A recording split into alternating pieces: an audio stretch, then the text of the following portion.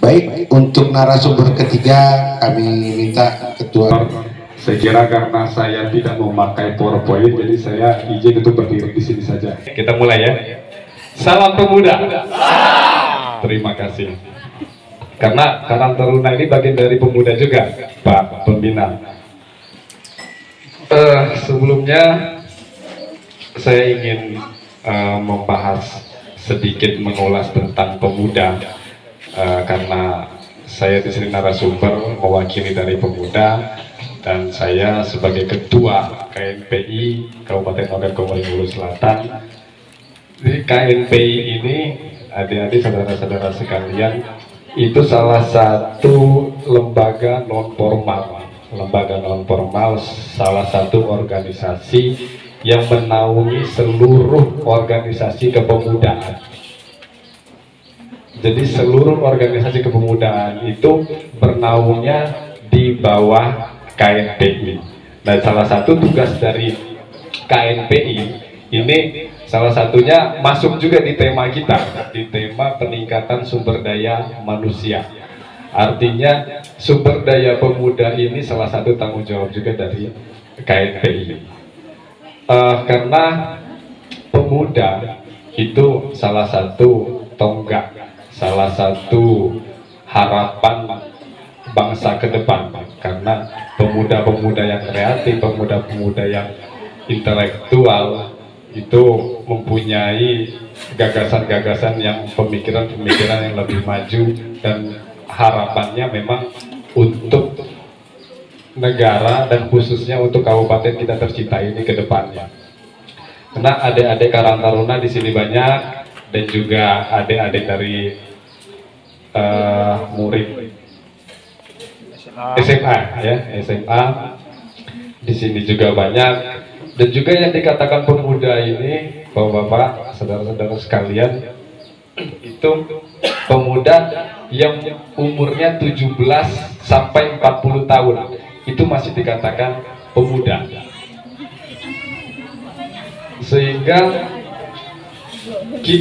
saya selaku ketua KNPI sebenarnya punya PR besar dalam artian untuk meningkatkan sumber daya pemuda yang ada di Kabupaten Ogan Komering Ulu Selatan ini sendiri. Karena terutama sektor pendidikan itu yang perlu kita perhatikan, karena adik-adik di sini ada yang dari SMA, ada yang dari SMK. Nah, itu salah satu penerus bangsa. Dan juga adik-adik juga mungkin bisa ikut organisasi di sekolah.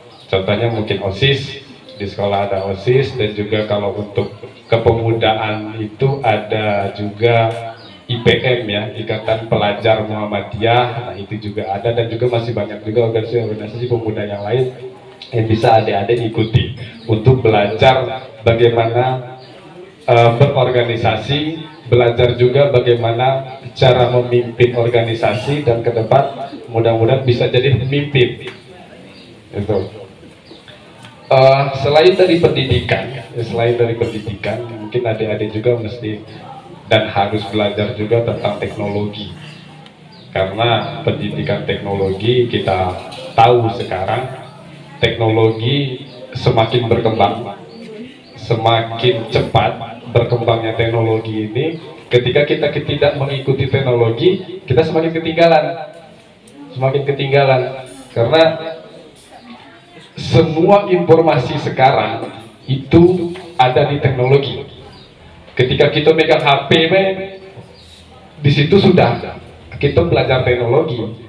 Cuman ya belajarnya megang HP-nya buka yang bagus-bagus, buka berita, buka informasi apa, jangan nonton YouTube terus. Iya. Jadi selain teknologi itu juga kita karena kita ini Ogun Selatan ini kawasan wisata ya. Kawasan wisata, kita juga harus mengembangkan dan menjaga kelestarian budaya kita. Karena apa? Karena saya menganggap budaya dan wisata ini tidak bisa dipisahkan. Karena apa? Pengenalan wisata itu juga salah satu pengenalan budaya. Apalagi kita Ogo Selatan ini budayanya unik. Sebagai contoh, mungkin di provinsi-provinsi lain yang memang dia ada wisata yang bagus, dia punya budaya yang unik. Salah satu pengenalan juga melalui budaya. Karena kita tahu wisatawan mancanegara itu selain dia menikmati keindahan pemandangan kita, dia mempelajari budaya. Nah, jadi adik-adik yang memang punya jiwa seni, yang berkeinginan untuk memperdalam seni, itu budaya harus kita lestarikan dan budaya harus tetap kita jaga. Budaya kita ketahui di Kabupaten Ogo Selatan ini memiliki 5 suku, ya, 5 suku. Pertama yang kita tempati sekarang di sini ada suku Ranau, suku Dayak, suku Haji, Semendo, dan Kisah.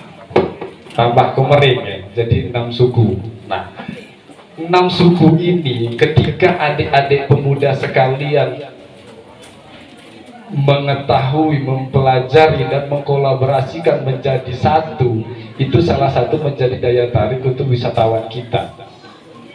Karena dari 6 ini budayanya berbeda-beda, dan dari 6 ini pun ada salah satu budaya yang bisa kita tonjolkan, bisa kita angkat.